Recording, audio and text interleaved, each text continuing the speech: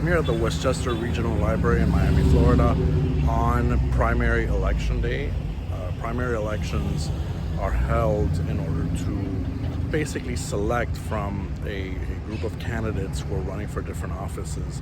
There might be many candidates running for a particular office, so what the primary process does is allows voters to go to the polls and select what ultimately what two people usually are going to be the candidates for a particular office in the general election, which is in November. So right now we're in August. In Florida, the primaries are in August. Primary dates vary by state, but in Florida they're in August. It's August 20th, 2024 right now. So some of the offices that are having primaries today include federal offices like U.S. Senate, U.S. House of Representatives for different districts, but also local offices for the county, particularly, especially this year where there's new offices that have been created, like the sheriff's office and a few others that for the first time are going to have people elected to them.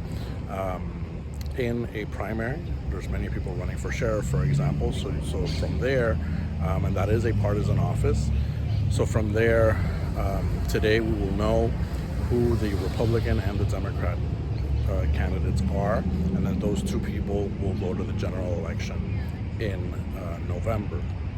There's also nonpartisan offices as well, like county commissioners and people like that that are running for non-partisan offices, and so we will also determine who is going to go to the general election. There's different types, like you can kind of surmise, different types of primary elections. There's partisan primary elections and non-partisan primary elections. Partisan, as the name implies, means that there's a party affiliation to the candidate. So the candidate is either a Republican, a Democrat, could be a Libertarian, could be any other party, which is what the congressional primaries for candidates running for U.S. Congress, for the U.S. Senate, for like I said, sheriff, other offices like that. That's what they are running as.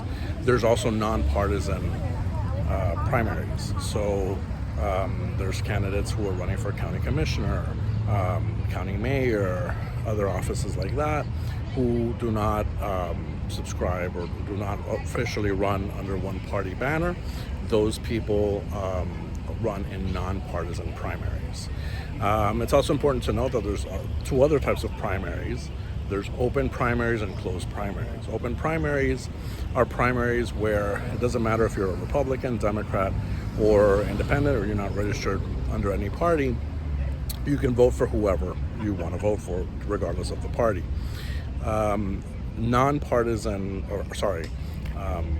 Closed primaries is what we have in Florida, where in order for you to vote in a primary, you have to be registered as a Republican or a Democrat, and you can only vote for, if you're a Republican candidates, if you're a Democratic candidates. If you're registered to vote as an independent or no party affiliation, NPA, you cannot vote in the primary unless you're voting for, again, the offices that do not have a party label, such as county commissioners, mayors, and things like that. So a lot going into primaries, but today you kind of see not too much activity, and that's typical with primary elections. Most people don't go vote in primaries. They'll go vote really in the general election, especially on, when the president is being elected. So in November we'll probably see a lot more people. You can see behind me the polling place. Very few people have been trickling in and out.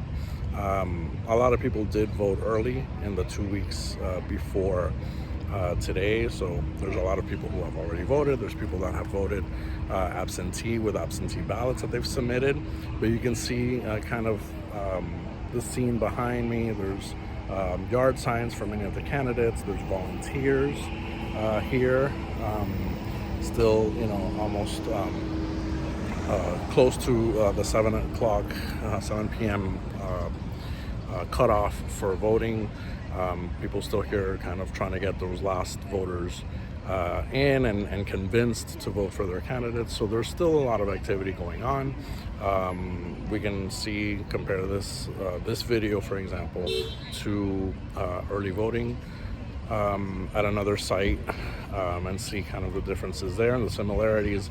And also, hopefully we can compare this to November and see how early voting and election day voting in November looks in comparison to primary early voting and election day voting.